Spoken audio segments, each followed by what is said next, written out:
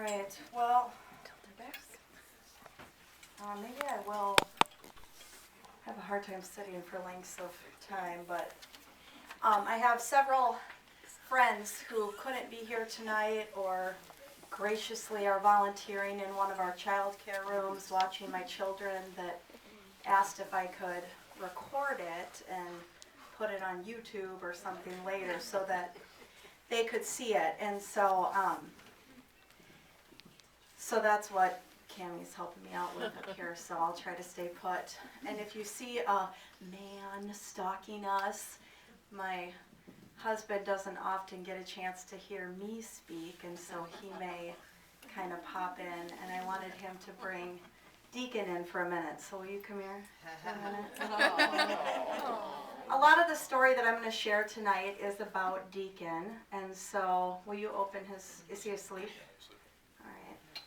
I know a lot of you have seen him, but probably not everybody's gotten a chance to meet Deacon. This is Deacon Clay, and he is 4.5 months. Rotate, Daddy, rotate. And, and doesn't my husband look good in a baby wearing pack?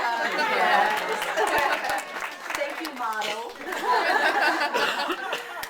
Oh, man. All right, well, it was just over a year ago that my life was about to get totally shaken in one of the most radical ways that I'd experienced ever, and I have no idea. I was on a trip to Las Vegas for a conference for my job, and although I wasn't a huge fan of the city, it was fun just to get away for a few days and be with other adults from my work, and I thought, I'm going to get to sleep through the night and have a hotel room to myself, watch whatever I want on TV, and this is going to be great.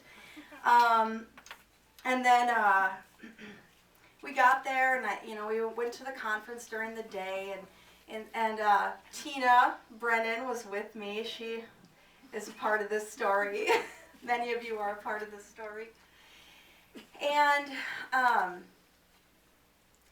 man, I just didn't feel good. I was tired, and I thought, well, that's because my boss booked us on a 3 a.m. flight out of Omaha. Thank you very much, so we're up at, I basically didn't even go to bed, and so I'm thinking I'm just like tired from all this traveling, and this trip is just dragging because of all this, and I'm not feeling good, and so on. And by the end of the trip, I thought, man, I feel like I have mono. And now, if any of you have ever had mono or know someone who's had it, most people if they get mono, get it one time.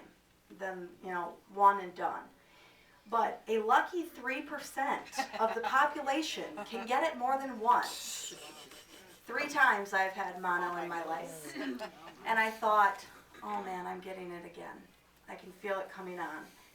I'm tired, I just feel run down, I feel lightheaded. This is exactly how I feel when I have mono. And so I came home and I went to the doctor.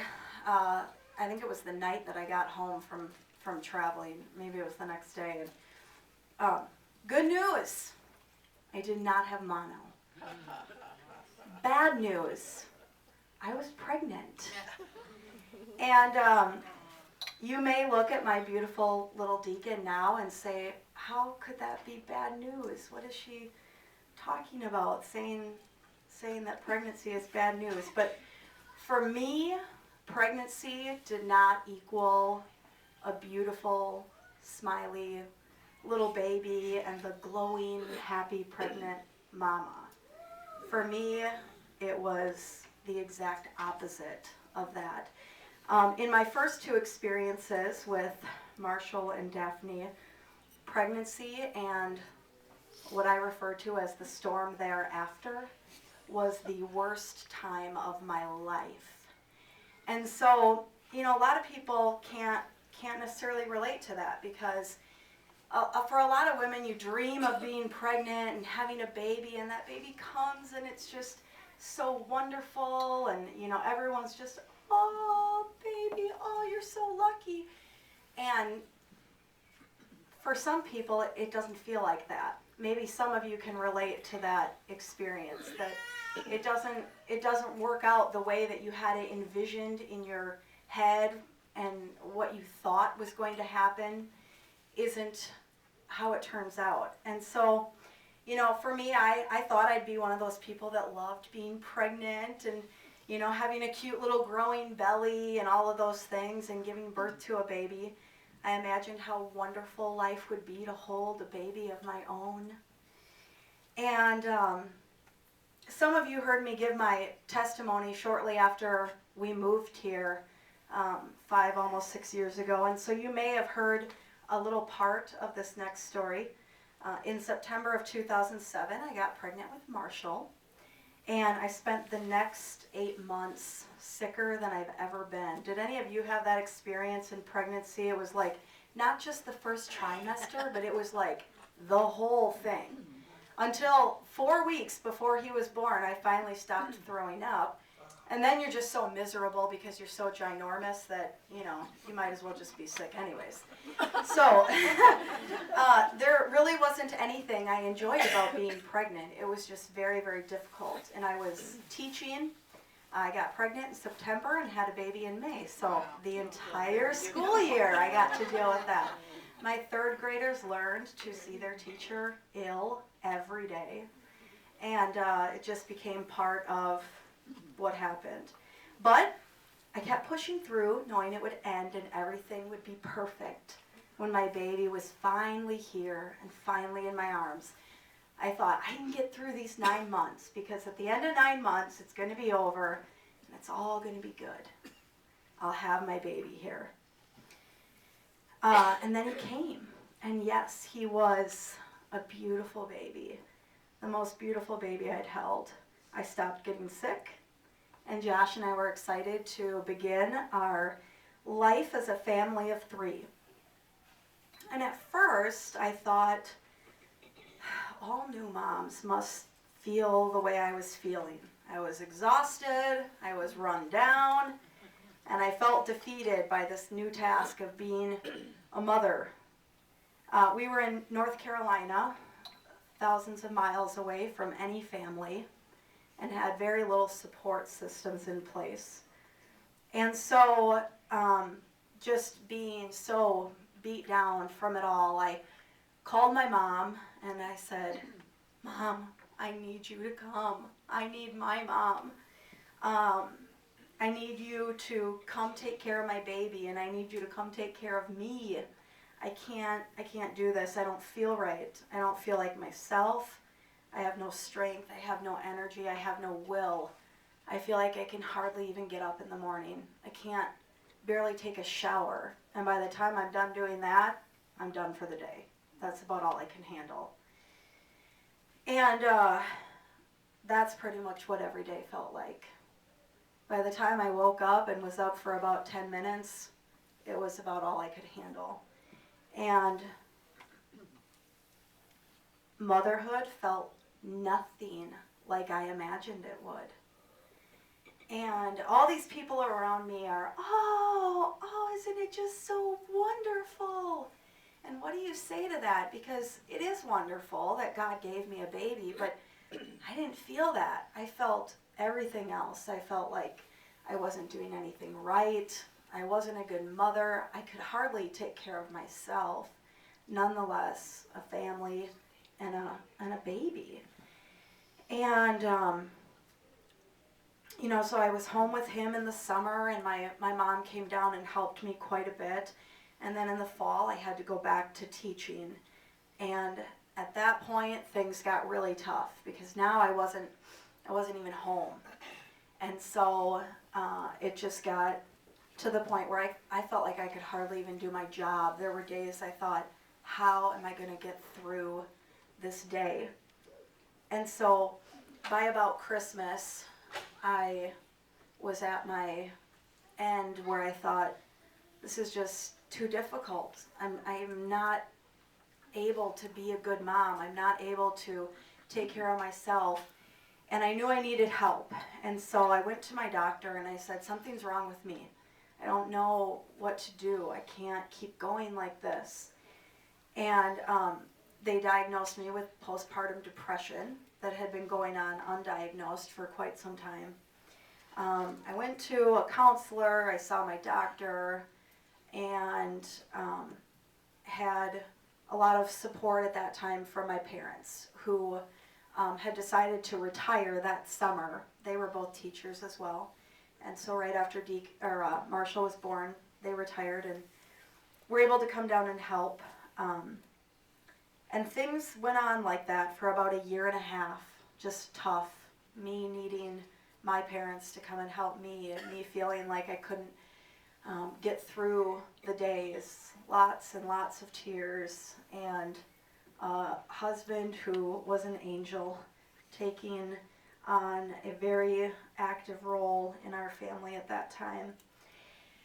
But I felt like I was robbed of enjoying my baby, because I didn't really get to start enjoying him until he was almost 2, when I felt like I was finally back to me. And so those newborn years are just kind of a blur almost for me. A lot of that time I missed because my mom was taking care of him, my husband was taking care of him, and I was just trying to hang on and survive. Fast forward, the next few years were a little better. He was 2 at that time. We moved to Iowa. Things were going pretty good for us. I was finally adjusting. Motherhood was becoming fun, and we were enjoying Marshall at that point. We came to Iowa, and a couple years went by, and we started thinking, do we want to have another baby? And part of me really wanted to have another baby. I really wanted to have a little girl, and be able to enjoy a little girl. Moms want that experience, but I was worried. Obviously, what if it happened again? And I talked to my doctor, and he said there'd be probably a 50% chance, 50-50, whether I'd experience the same types of symptoms again. And so finally we decided, all right, we're going to go ahead and give it a go, have another baby. And so 4 years after Marshall, we welcomed Daphne Faith into our family. We gave her that middle name, Faith, as it took quite a lot of faith for me to trust God to do this again. Once again, I had a really difficult pregnancy. I was sick about the same amount of time, and often needing an IV because of just being so ill. And thankfully, God knew that we needed to live next door to a doctor's office, like literally next door. My doctor is my neighbor. We just walk across the front yard, and there we are. And that has been a godsend. Isn't God good how he knows like what house you even need when you move here and things like that? And so as Daphne's due date approached, we hoped, we prayed, we waited, and then November 2011 came, and our beautiful little girl was born. And in less than 24 hours after she was born, those all too familiar feelings just started flooding me again. We hadn't even left the hospital, and I knew what was happening inside of me. I thought maybe I can push through it. I kind of knew what to expect this time. So I felt like, okay, maybe I can just be strong enough, and I can just think and will myself through this, and I could just power past it all. But in the next 3 weeks, I began to feel like I was being swallowed whole. I don't know if any of you can relate to that feeling, but it's like everything is just going into this sinkhole. And no matter how hard I tried, I was just being sucked down into this quicksand, and I couldn't rise above it. And many of you knew me then. I was here at Morningside, and maybe if you looked closely at me, you saw through and could tell something was wrong. But I sure tried my best not to be forthright and tell anyone that I was struggling, and I certainly was not going to use the D word, because if any of you have experienced depression, you know that it's like this silent disease that somehow in our society we've gotten this idea that we can't talk to other ladies, not even other Christian, amazing ladies like all of you. And no one ever told me I couldn't, but just in my mind, I couldn't tell anyone. So I did my best to just come and try to be like everything was okay. But everything was not okay. Depression affects everything in you. It affects your mind, your emotions, your physical well-being, your ability to eat, your ability to sleep, your ability to mother and be a spouse and do your job and dry your hair, get dressed every day. Everything is affected when you have depression. And so in February of 2012, shortly after Daphne was born, in addition to being in the middle of this storm of depression, I was diagnosed with my third case of mono. And Daphne was 3 months old, just a hair younger than Deacon, and I couldn't take care of her. I was already dealing with the effects of depression, and then I have mono on top of it. And we had Marshall, we still had to take care of too. I didn't know how long the mono was going to last. It can last for months before it lets up its grips. And I didn't feel like I was ever going to get better. I felt crushed. I felt defeated. And on top of it all, it was too much for Josh to take care of me, take care of himself, take care of Marshall, and take care of a 3-month-old baby. And so my in-laws came from Michigan, picked up Daphne, and drove home with my 3-month-old baby. And I didn't know when I'd see her. But I couldn't take care of her, and we couldn't do it all. Josh couldn't do it all. And so, once again, that joy of a newborn baby was robbed. And I told myself I was not going to get emotional. Because tonight's story is a story of joy and of happiness. But those years were not. And finally, probably took me again about the same time, a year and a half or so, almost 2 years, to really overcome everything that goes with that, to get to the point physically and emotionally and mentally where I felt stronger. But I was done. I was done having kids. I was done giving up 2 to 3 years of my life each time I got pregnant and had a baby. I was done. And many of you maybe even remember asking me, are you going to have any more kids? Because that's what everybody asks you like a week after you have a baby. like I still can't even walk from the baby I just had. What are you talking about? But if you asked me that, I told you, no way. I am done. And I made sure to tell you all that because that was going to seal the deal. If I spoke it, then it would be true. And to really seal the deal, I sold all my baby stuff or gave it away. And I thought, Karen Welch warned me, well, if you want to have another baby, sell your baby stuff. I said, no, Karen, we are done. I didn't tell anybody really why I was done. I just said, we're done. 2's enough, we're done. But, and this is a really big but, back in 1998, a little blonde girl at a Lowell Lundstrom crusade in central Wisconsin told Jesus, I'm yours. And when you tell Jesus that and you really mean it, it doesn't really matter what you say after that. It doesn't matter if you say, I'm done.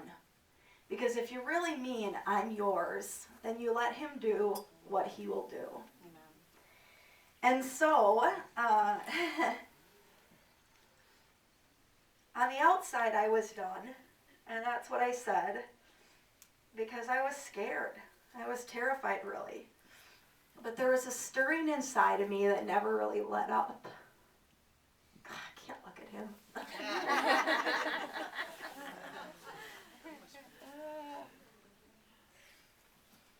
I always wanted to have another one. And I wanted that experience of a newborn. One that I saw a lot of you have. And I never did.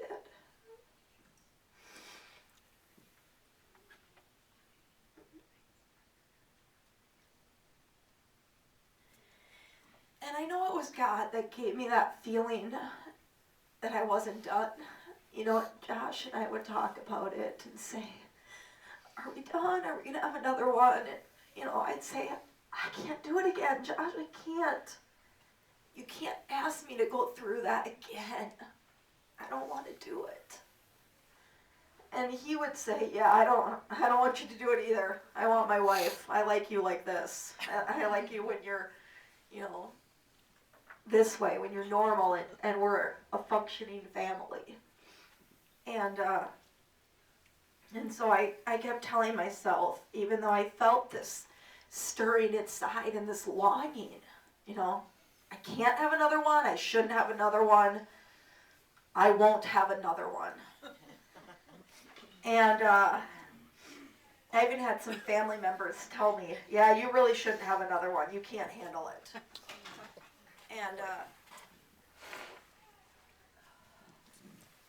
And so that was that. We were going to be done. I knew what pregnancy meant for me. And so some of you, is Julie Ferris here tonight? No, I guess not, but Carmela is. Some of you remember last February on a Wednesday night when I found out it wasn't mono for a fourth time. It was a baby. And I came to church that night and Josh didn't even know. I had just gotten home from this trip to Las Vegas.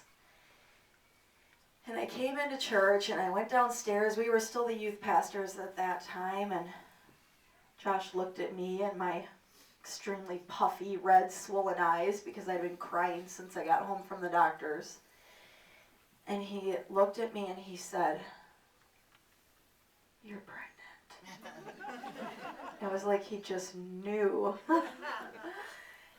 And I hadn't even said it yet. I was trying so hard not to tell him because I knew he was about to have to preach and, you know, like, that was like a bomb to drop on someone right before they have to speak and, you know, hang out with teenagers and whatever. And so, usually, oh, I'm going to be a mess of mascara, whatever. One thing I've learned in this past year, in a very good and healthy way, I just don't care. I used to try to act like I have it all together. I don't have it all together, and I'm okay with that now. And so I came here on that Wednesday night, and you know, God is so good. He just knows what you need. And so the first Wednesday of every month, we usually do a thing with the worship team where we have a training in the sanctuary with Pastor Bill and Cindy, and I don't know, but for some reason that night, Pastor Bill had said we were going to pray, which a lot of times we would do a quick little prayer. Bill would open in prayer or whatever, but I mean, we didn't do like a prayer meeting, and we would do more like musical, technical training kinds of things. But on this night, we were going to pray, and we were going to get together with the whole team and pray, and well, I wasn't going to pray. Because, you know, I was really upset. And apparently God didn't know that I was done. And so I just sat there being terrified and scared and mad and angry and sad and just broken into 1,000 pieces. As in month number 1, I began to brace for the storm because I knew it was coming. I just knew it was coming. And we're in this prayer meeting, and all these ladies just start gathering around me. Carmela, Julie, and all these people you see up on stage every week. I mean, they walk the walk. And they gather around, and they just start praying. And I just looked at them, and I said, I'm pregnant. And they knew that for me, that wasn't a good thing. It wasn't an easy thing. And they started praying and praying and praying, and I felt bad at the end of that night. I'm like, well, this whole prayer meeting got hijacked by me. I mean, that's about all we prayed for tonight. But God knew that that's exactly what needed to happen. Because that night began prayer. And prayer changes stuff. Amen. You know, and it's easy to say that. I'm sure we've all said that. But have we all allowed ourselves to really feel that and to know that that's true? And, you know, there was a lot of events that happened along the way. One second.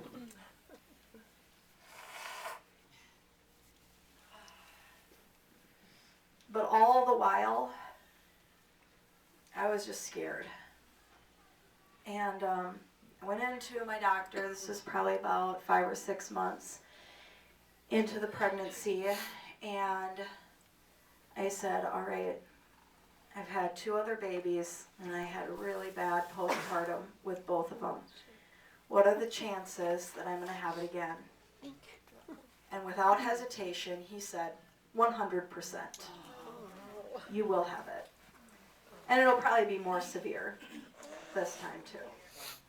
100% chance. Now, I'm a person that loves math and science and, okay, so 100%. I mean, that's an absolute. And so, in my mind, the storm was coming with 100% certainty, worse than before. And so time went by, and it was getting closer. It was a rough pregnancy, but in different ways. I didn't feel emotionally attached to this baby during this pregnancy because I didn't want this pregnancy. And, you know, it's not like the mindset of an abortion. That's not what I'm talking about here. I just didn't want what came with it all. And I knew it was coming. And so, again, that whole glowing mom experience, not there. I was just scared. And I was desperate. So with a few weeks left, right before I was about 8 months along, I heard of this thing that you can do. Now, desperate people do desperate things, right, folks? Yep. So I don't know if any of you have done this, and if you have, hey, no judgment, because I tried my hardest to do this. There's this thing where you can eat your own placenta, and they say that it helps with depression. And I was going to do it. I'm like, hey, you have no idea how bad the depression is. I'll eat my own placenta, as gross as that sounds, okay? Because I just couldn't do it again. I couldn't go through that again. And so I told my doctor about it, and he said, I've never heard of that craziness. And my husband is like, are you kidding me? That's disgusting. You know, like, I mean, he was willing to pretty much do whatever I said because, you know, he didn't want to have it be difficult for me either. But I mean, you know, people in a right state of mind would think that's crazy. And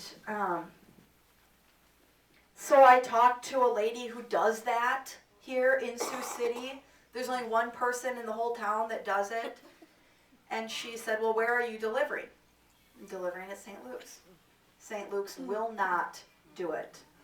They're like one of the only hospitals in the state that will not release your placenta back to you. Mercy will do it. Okay, fine, I'll just go to Mercy. My doctor doesn't practice at Mercy. And you see this here, like, are you kidding me? Fine, I'll just go to Orange City. No, my doctor can't go to just whatever other place. Okay, so the one hospital that I'm going to is the one hospital, like in the state, that won't do what's going to save me. And I was so upset. I'm crying. You know, I've got like 3 weeks left. And so, again, I'm bracing myself for the storm. And that night, I'm in bed and I'm upset about this all. You know, I just can't believe St. Luke's isn't going to do this. And I'm going to deliver my placenta and just grab it and, you know, whatever. This is how crazy things were, people. This is real life here, okay? And so Josh looked at me and he said something that I'll never forget. He said, I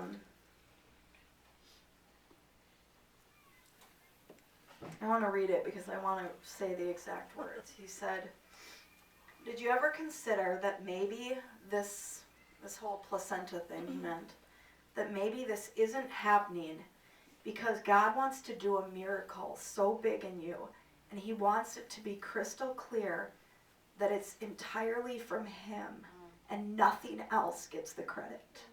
Hallelujah. And no, I had never considered that, honestly. I just knew that 100% this is how it was going to be. And in that moment, 3 weeks before he was born, it was the first time that I ever considered maybe God would do a miracle in me. Maybe prayer will work for me. Maybe, I think it was actually about 5 weeks before, because it was just over a month before.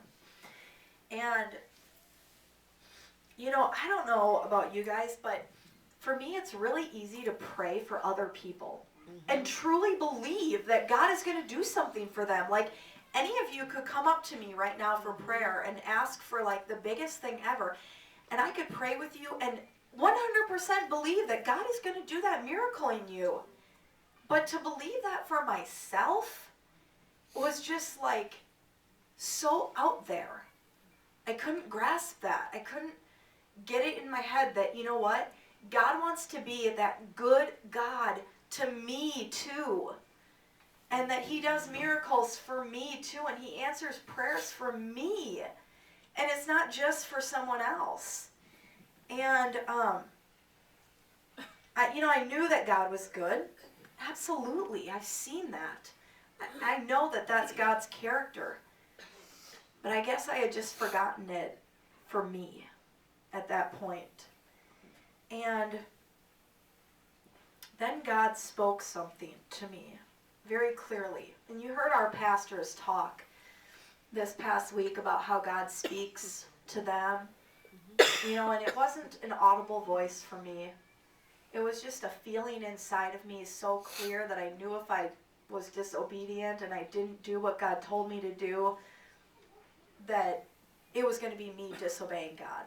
Because I could just feel, this is an idea so crazy. It's not just me thinking it up, because I wouldn't think to do this. I didn't want to do this. And what God told me was that I needed, he gave me a prayer challenge. God told me very specifically, I needed to get 10 people to commit to praying for me every day for 1 month before Deacon was born. And so exactly 1 month before his due date, I sent a message. Some of you who are sitting in this room received that message. And I said, okay, here's the deal. Here's what's going on. here's the miracle that I need from God. Will you commit to pray with me for 1 month every day and believe that God's going to do this miracle for me? And so I messaged about 20 people because I was like, well, I'm sure at least half of them are going to say no to me. I don't think people are going to want to pray for me. Well, just about everybody responded, yes, absolutely. I'll be praying for you every day. I had friends that set reminders in their phone, so every day there was an alarm that went off at the same time. I had one friend who printed off a picture of me from Facebook and put it on her fridge, so every time she went to the fridge, which she informed me is quite a lot, she would see that picture and pray for me multiple times every day. And I had friends that would text me and message and call, and here at church that would say, I'm praying for you. But that was difficult because if you're going to ask 20 people to pray for you, you kind of have to tell them what you need prayer for. God wasn't asking me to say, I have an unspoken request. Can you pray for me every day for a month for my unspoken? And so that required me to be real and to be truthful and to trust that, sometimes God uses his people too to work in our lives. I think God was teaching me humility. God was teaching me trust. And God was allowing some of you to be used in my life. You want to talk about growing in God? Tell 20 people your biggest secret, and ask them to pray with you. That'll stretch you a little bit. And then the day came, October 15th, 2015. And that moment that I held my baby in my arms, I felt something inside me that I've never felt. The most abundant joy and happiness. These are tears of joy. It felt nothing like anything I'd ever experienced. My heart was so full. And really I should use present tense verbs. My heart is so full.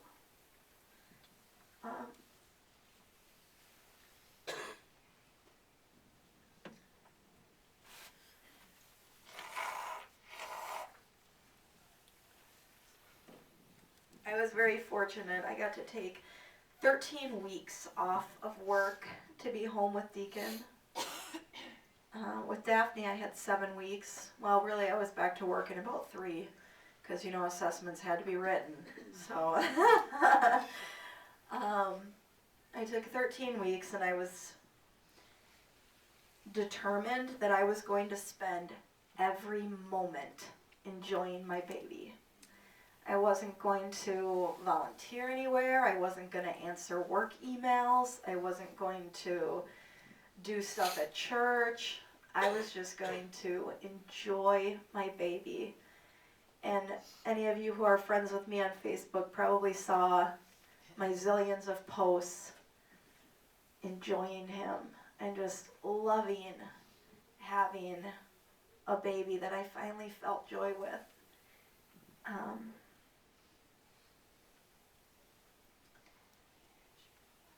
My heart was full. My heart is full. I'm content. I have peace. And my whole family feels that. And people here have said, you seem different. I am different. God has done a miracle in me. He did the impossible. I haven't had 1 minute of depression. And not only have I not had depression, I feel more joyful now than I did even before I was pregnant. I felt joy now that I've never felt my whole life. not that I was a grumpy, sad, mad person my whole life. I just feel more of it. A true abundance, an overflowing that could clearly only come from God. It's not me. I don't feel like I'm drowning. And for once, I felt like I had a newborn baby. I got to be that glowing mom. You know, I'm a walking miracle, a testimony of the goodness of God and the healing power that He has. A 100% absolute certainty from the doctor. My God said, "You're my child." Hallelujah. And just like that, totally different experience. But I was done. Ask me now if I'm going to have another baby. It's not up to me. It's up to God. Because I'm His. And what He wills for me is exactly what I want. Whatever His plans are for me is exactly where I want to be. Because He's a good God. So our theme this year, growing in God. This experience grew me like never before. God held me through my trials. He brought me through them. God healed me in a miraculous way. God showed me the power of His praying people. But I have to be careful when I tell this story. Marshall heard me talking to someone once about a little part of this testimony, and he said, "Mom, do you love Deacon more than you love me?" But here's like the most key part of this testimony. Without my experience with Marshall and Daphne, there would be no miracle. Because if I had not gone through that with them, there would have been nothing to heal. God would not have been able to show His power in me and do this healing if it had not been for those two. And so, you know, it's hard to explain that to him, but I said, "Marshall, you are just as much a part of this miracle as Deacon ever will be. You started it. Because I went through the trial with you, and I came through it with Deacon. But it's a whole process, you know? And so,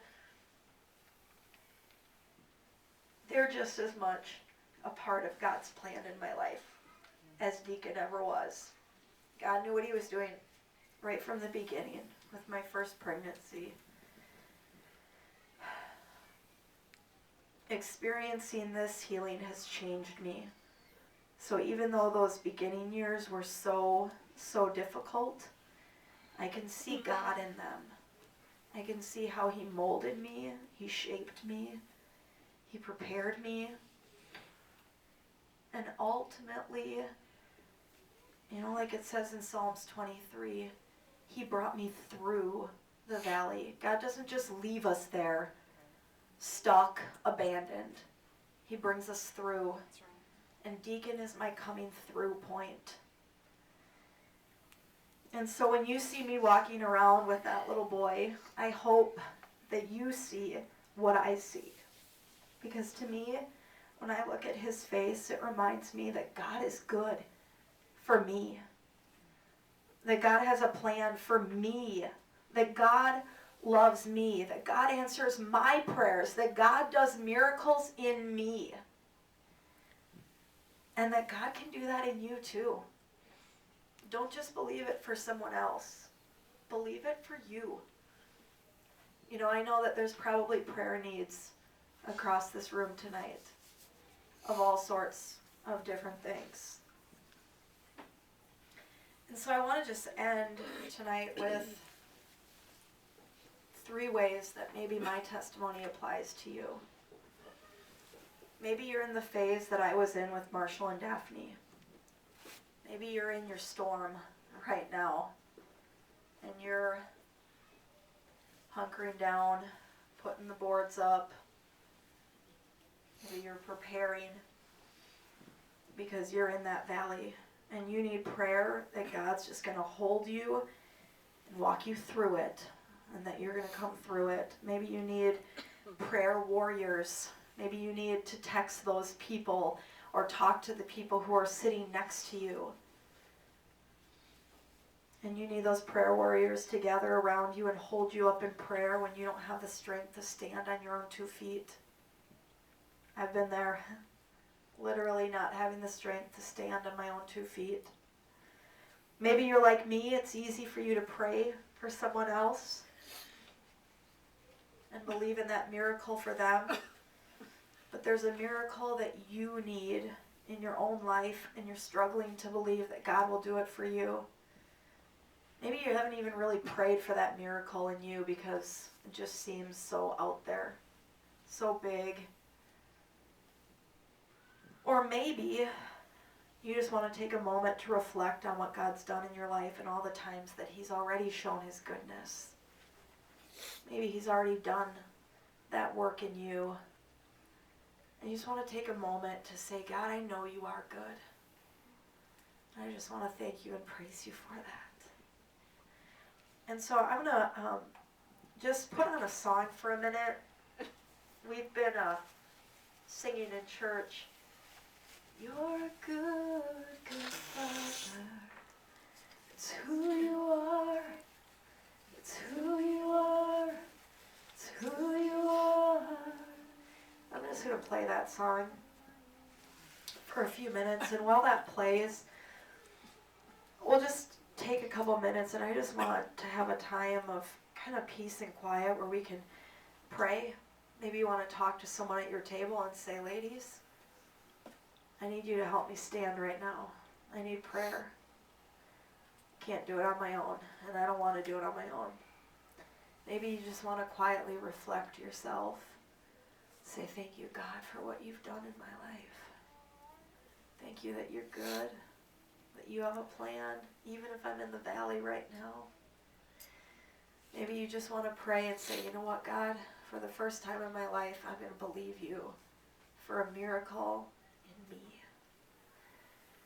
And so whatever it might be, let's just take these next couple of minutes to do that. And if you want to pray with the people at your table, that's fine.